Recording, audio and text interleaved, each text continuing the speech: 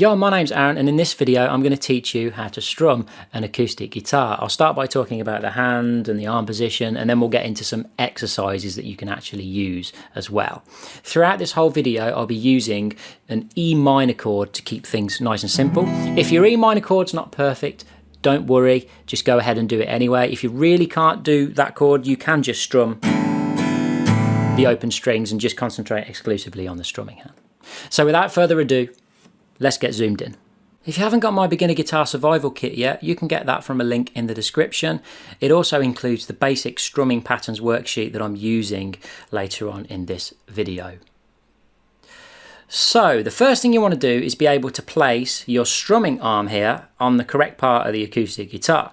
So it's going to be slightly different for different people depending on arm length, but anywhere across here. Obviously you don't want it right round to the side, that's going to be in the wrong place, and you don't want it too far inside the curve. You want it just around the middle here, and your arm should just be able to dangle freely. If I press that into the guitar there, you might be able to see where it presses into my arm, just around here somewhere where that big vein is. That's about where it actually sits. So that's approximate, slightly different for everyone. The next thing you want to know is that strumming really is about doing motions from the wrist. So the first thing I want you to do is put your arm out in front of you and just move it like you're twisting a screwdriver. Okay? Then what I want you to do is bend your hand forwards like this and twist that screwdriver again, even though obviously you wouldn't actually be in that position in real life. Okay? And that is the kind of movement that you want while you're strumming. You'll notice there is minimal movement from the shoulder and the elbow, and the forearm obviously moves a little bit, but it is all pretty much coming from the wrist. So on the guitar with this E minor chord that we've got, it would look like this.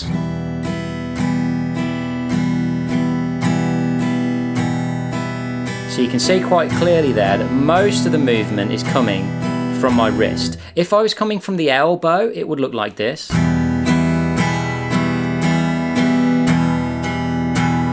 See how much more effort that is just to do that. And again, I'll point out that we have the wrist this way. Now this is why this angle is useful, because from the front you can't really see that this kind of curvature thing here going on.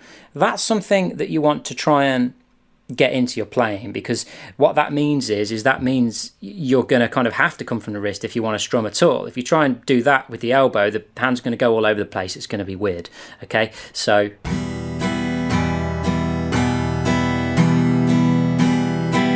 I'd recommend just playing around and doing some down strums and up strums, just as I am now. Don't worry if it's not perfect.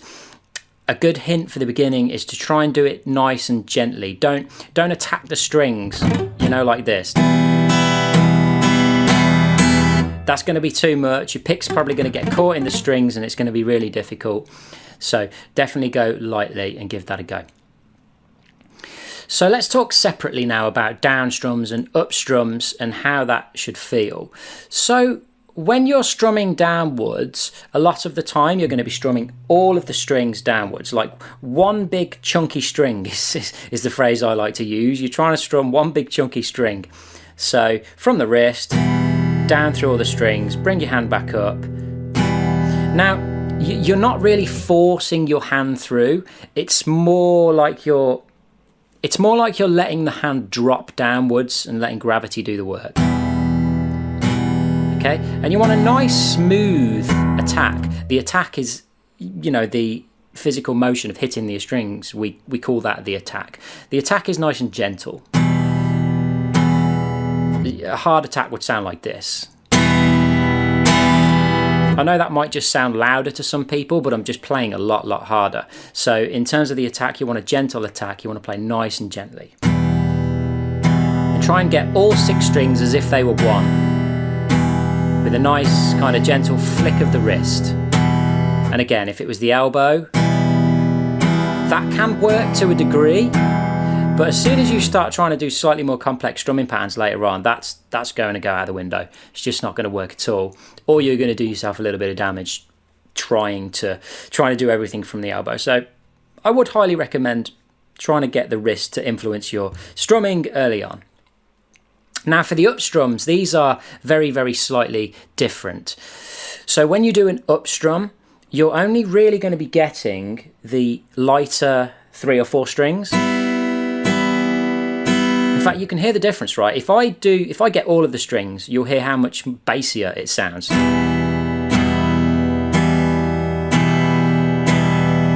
But when you're doing up strums, you're not aiming for all of the strings. You're just aiming kind of for the lighter ones, like that. So if you're going down, up,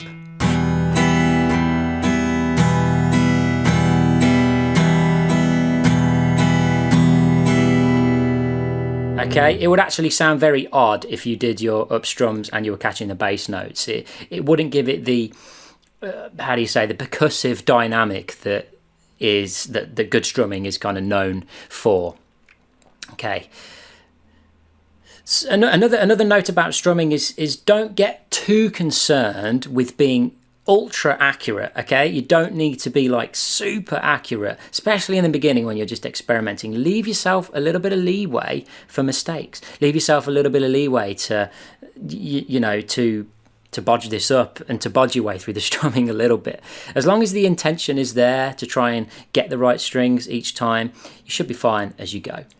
So now we're going to have a go at the exercises on the basic strumming patterns worksheet. Once again, we're using the chord of E minor, and this worksheet is available as part of the survival kit download in the description. We have a metronome, or I have a metronome here in front of me set to 60 beats per minute. You can get one up on Google completely free, or you can download a metronome app on your phone. And we're going to do exercise 1. Now you'll notice that we've got 1 and 2 and 3 and 4 and. That is what we call our timeline. Above the timeline, we've got this circle here. This is what's called a whole note. In the UK, we call this a semi-breve, okay? But I stick with the American system and call it a whole note because it takes up all 4 beats of the bar, 1 and 2 and 3 and 4 and. And below the timeline, we've got a D, and that indicates we're going to do a down strum. Okay, so exercise 1 is going to sound like this. I'm going to run through this a few times and give you a chance to actually play along. Here we go. 2, 3, 4, down and 2 and 3 and 4 and down and 2 and 3 and 4 and down and 2 and 3 and 4 and down and 2 and 3 and 4 and down 2 and 3 and 4 and down 2 and 3 and 4 and. Okay. So if you need to go back and practice your down strums, you can do that by rewinding the video. But I think most people, I haven't met a single student really who struggles with all of these exercises in general, so you should be okay. Exercise 2. We can see our timeline again. We've got 1 and 2 and 3 and 4 and above the timeline, we've got half notes, okay? We've got a half note on beat 1, and a half note above beat 3. Now a half note is worth 2 beats. So the first half note, 1 and 2 and, the second half note, 3 and 4 and below the timeline we've got D on beat 1 and a D on beat 3. And that just means, again, you do a down strum. So if I keep playing through this, you'll just get the idea of what these symbols mean as you go. It's not as complicated as it's often made out to be. Here we go. 2 and 3 and 4 and 1 and 2 and 3 and 4 and 1 and 2 and 3 and 4 and 1 and 2 and 3 and 4 and 1 and 2 and 3 and 4 and. Okay, so as you can see, we did a down strum on beat 1 and we let that down strum ring out for 1 and 2 and then we do a down strum on beat 3 and we let that ring out for 3 and 4 and before repeating the exercise again. Now if you've made it to this point and you're doing okay, you can probably already see what's actually happening here in exercise 3. So in exercise 3 we've got quarter notes, and they're called quarter notes because they take up a quarter of a bar. Okay, we've got a quarter note on beat 1, 2, 3 and 4, and then they're all down strums as well, and you can see that above and below the timeline. All right, so let's play through this exercise. Quarter notes. 2 and 3 and 4 and 1 and 2 and 3 and 4 and 1 and 2 and 3 and 4 and 1 and 2 and 3 and 4 and 1 and 2 and 3 and 4 and. Alrighty, let's move on to exercise number 4 now.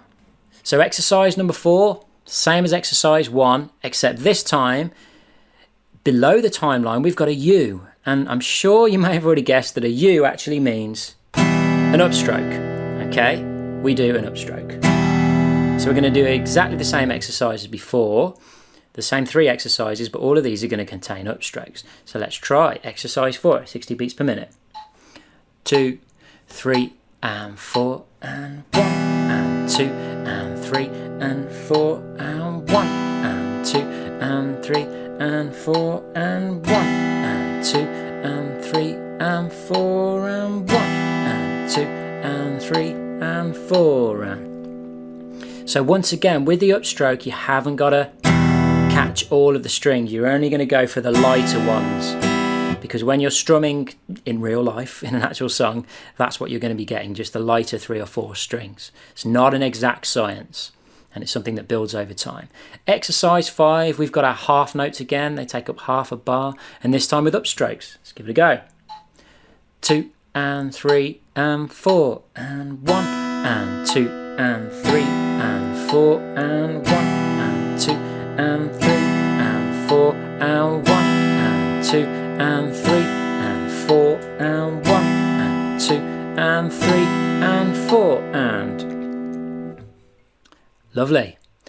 On to exercise 6, we've got quarter notes again, but this time all of our quarter notes, they are with upstrokes. So let's give that a go. And 2 and 3 and 4 and 1 and 2 and 3 and 4 and 1 and 2 and 3 and 4 and 1 and 2 and 3 and 4 and 1 and 2 and 3 and 4 and. Now, one thing that's really good to do, especially on exercise 6, is notice how on the ands I was actually bringing my hand down. Now obviously I've got to bring my hand down to get it back up, but it was a very intentional kind of down, like a 1 and 2 and 3 and 4 and, if you know what I mean. I mean, not as intentional as that, but what I'm saying is draw your awareness to the downstroke on the and of the beat, because that's what's going to help you stay in time. Draw your awareness to the downstroke that happens on the and of the beat, the downstroke that is in the air, not strumming. So 1 and 2 and 3 and 4 and the inverse of that is true as well. So if you're doing downstrokes on the strings, then the upstrokes, you've got to draw your attention to those. 1 and 2 and 3 and 4 and 1 and 2 and 3 and 4 and. Let's move on to exercise number 7. So exercise number 7 is actually 2 bars long. Okay, see our timeline as 1 and 2 and 3 and 4 and then 1 and 2 and 3 and 4 and once again. And the first one, the first beat 1 in bar 1 is a downstroke, and the next beat 1 in bar 2 is an upstroke. Let's get the metronome on. And 2 and 3 and 4 and 1 and 2 and 3 and 4 and 1 and 2 and 3 and 4 and 1 and 2 and 3 and 4 and 1 and 2 and 3 4 and 1 and 2 and 3 and 4 and 1 and 2 and 3 and 4 and. So once again, your downstrokes, you're going for all the strings. Your upstrokes, you're only going for the 3 or 4. Let's do exercise number 8. This is with our half notes again. We've got a half note on beat 1 and beat 3. First one is a downstroke. Second one is an upstroke. Let's give it a try. 2 and 3 and 4 and 1 and 2 and 3 and 4 and 1 and 2 and 3 and 4 and 1 and 2 and 3 and 4 and 1 and 2 and 3 and 4 and. Lovely job. And last of all, exercise number 9. We are using quarter notes. And we've got a quarter note on beat 1, 2, 3, and 4. And we've got a down on 1, an up on 2, a down on 3, and an up on 4. Let's give that a go. 2 and 3 and 4 and 2 and 3 and 4 and 1 and 2 and 3 and 4 and 1 and 2 and 3 and 4 and 2 and 3 and 4 and 1 and 2 and 3 and 4 and... So at this point, what I suggest you do, if you haven't already, download the sheet and practice the sheet. Now you know what these symbols actually mean. You probably find yourself reading a little bit of music, even if you weren't expecting to learn any sort of, terrifying looking theory and musical symbols. I haven't met a single student yet who can't do this worksheet very well. So I hope you enjoy that. If you got value from this video, please check out the video that's on your screen now.